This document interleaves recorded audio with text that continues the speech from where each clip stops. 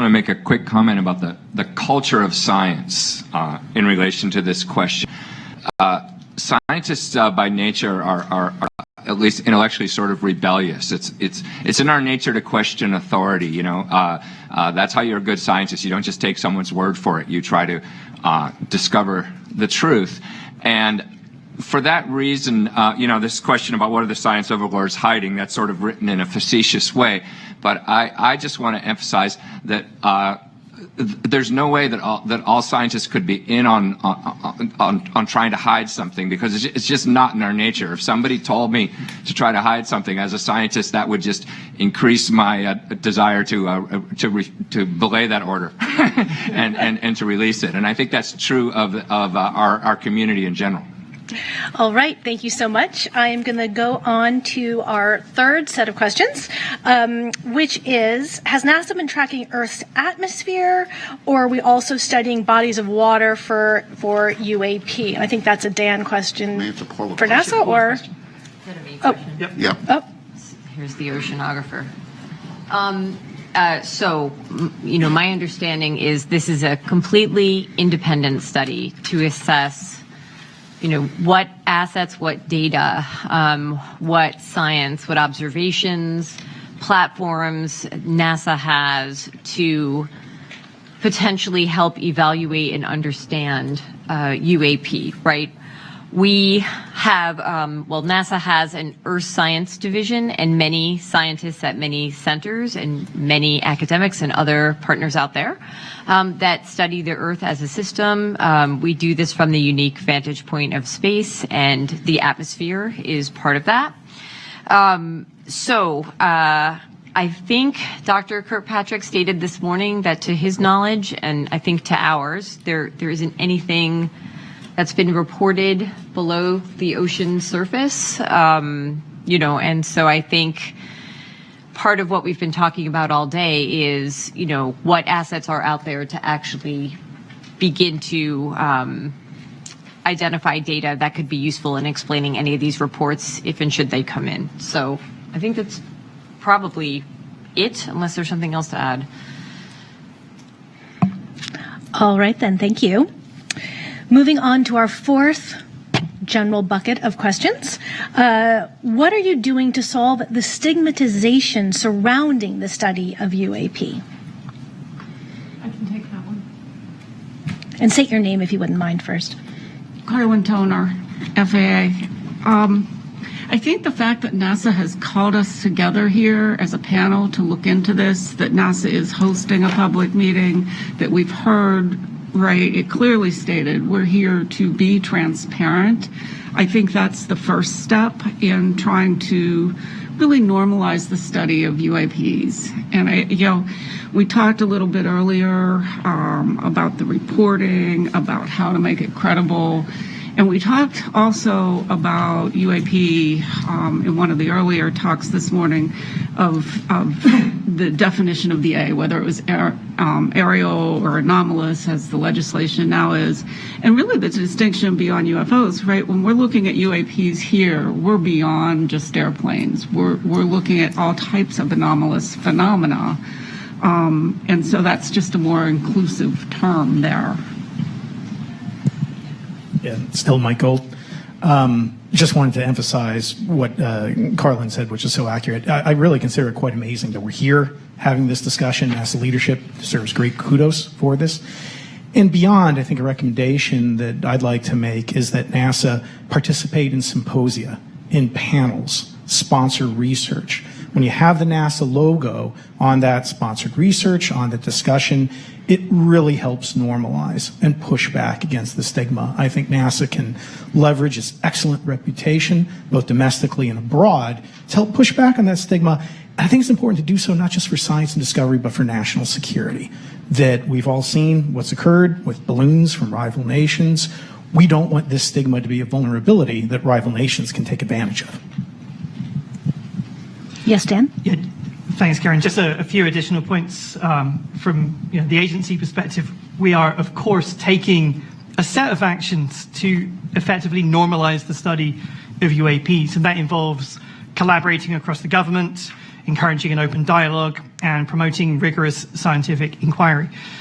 Let me turn to each of those in turn. So in terms of promoting a rigorous scientific inquiry, the primary way we're doing this is by being truly rigorous and employing an evidence-based methodology in everything that we do. That is characteristic of scientific research. It's no accident that the people up on this stage are true experts in their respective fields. Okay, so that is in turn going to help us to legitimize UAP studies.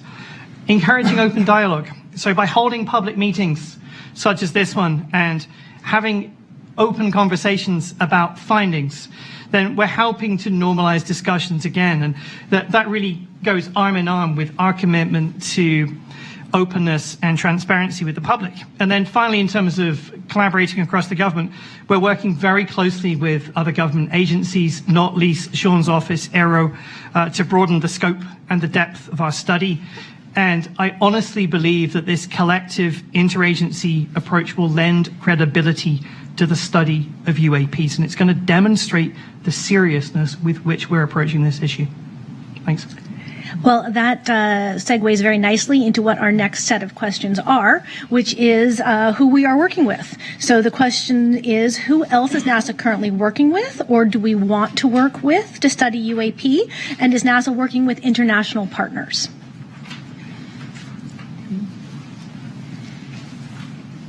All right. Pete, do you want to do it? I'll take a stab at it. Okay.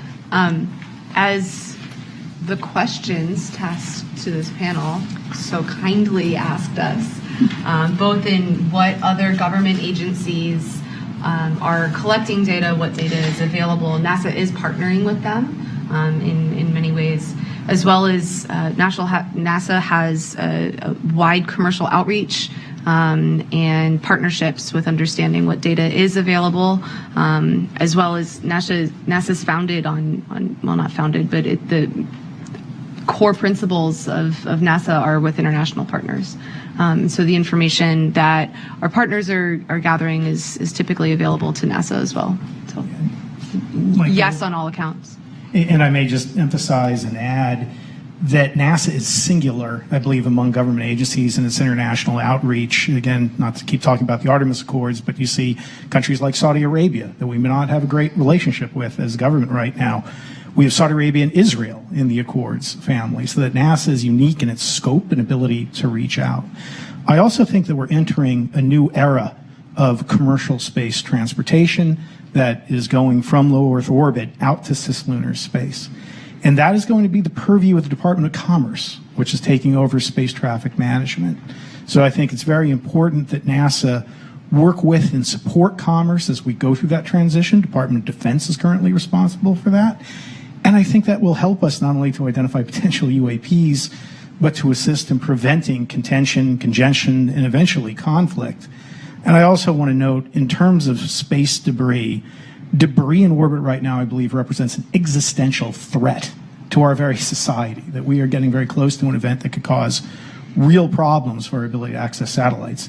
And that's why I think there's great ancillary benefits to the conversation we're having today, that as we increase our capability to monitor orbit for UAPs, that data could also be very relevant as we look at near-Earth objects and other threats.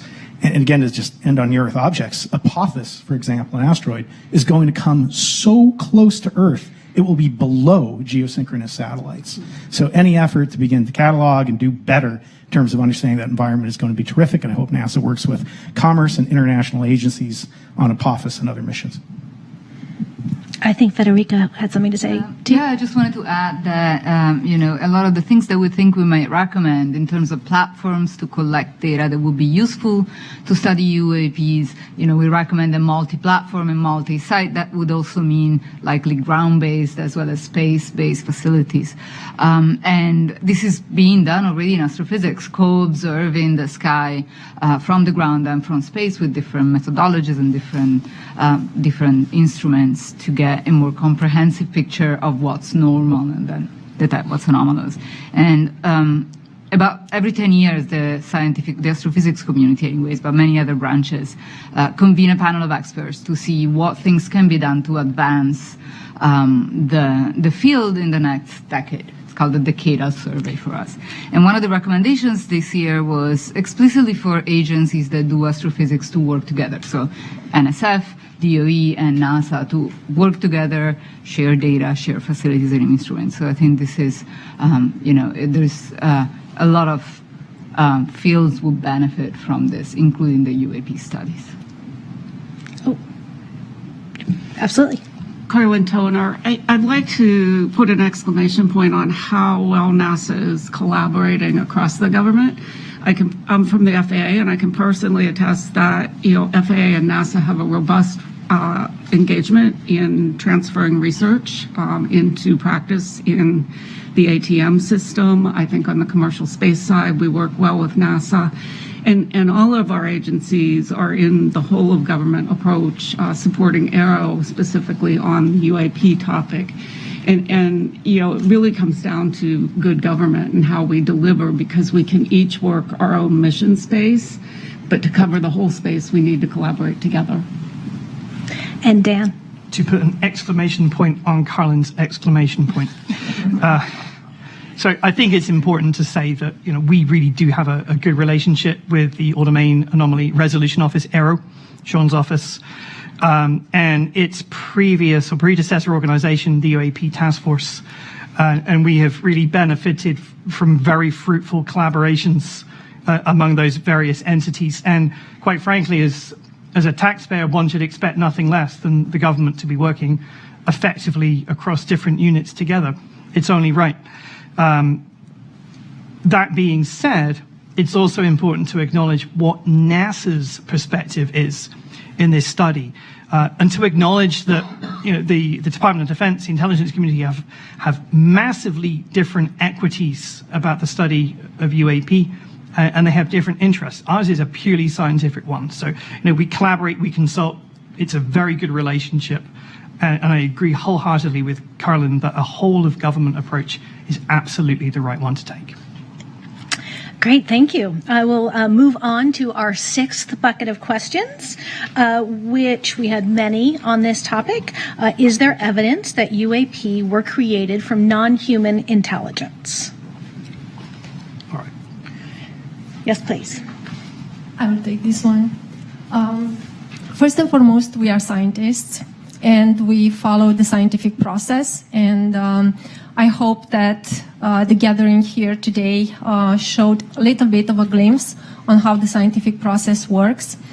It's not a question that you can answer very quickly with yes or no.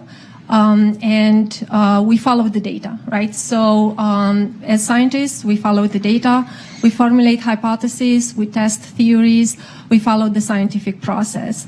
The role of this panel has been to create a roadmap and a framework for how all scientists that are interested in this phenomenon can further study, can further collect data, can further formulate experiments, again, hypotheses, can test different methods, maybe even innovate on the methodology side of things, come up with new methods for how we can do basically science, but not just any kind of science, but a science of discovery and exploration, which is basically in the spirit of NASA.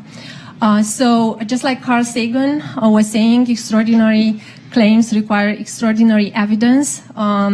We cannot make that kind of extraordinary claims at all for any kind of big subjects in science, whether it's UAPs, whether it's biosignatures, whether it's technosignatures. This question of whether we are alone in the universe is probably one of the largest questions that we've had in our history of science, in our history of humanity. And it's not one that we can take lightly. And that's why we need so many scientists and multidisciplinary and interdisciplinary teams to work together, and many organizations. So it's a process, it's a roadmap, and we work collectively on this. And we hope that within our lifetime, we will be able to answer this big question of whether we are alone or not, and also to better characterize this phenomenon, which is UAPs. So. I want to sort of supplement that excellent answer by noting that we have not seen the extraordinary evidence, right? I mean, in a sense, to give, to make the claim that we see something that is evidence of, non-human intelligence. It would require extraordinary evidence, and we have not seen that. I think that's important to make clear. All right, then I will move on to our 7th set of questions. We received many questions about the budget that is being dedicated to this. How large of a budget will NASA allocate? How large of a budget is NASA allocating? And how large of a budget will NASA allocate towards the study of UAPs? Dan? Yeah, that's a Dan question. So there are 2 separate questions in there, which is, what is the budget for this group, this team, and what is the budget going forward, I think. Now, the budget for this independent study team is very consistent with any other of our external review groups that we bring into the Science Mission Directorate on an annual basis. So, we have maybe 100, 200 such groups, entirely consistent with that. Also important to say going forward now that NASA has not established a program relative to UAP.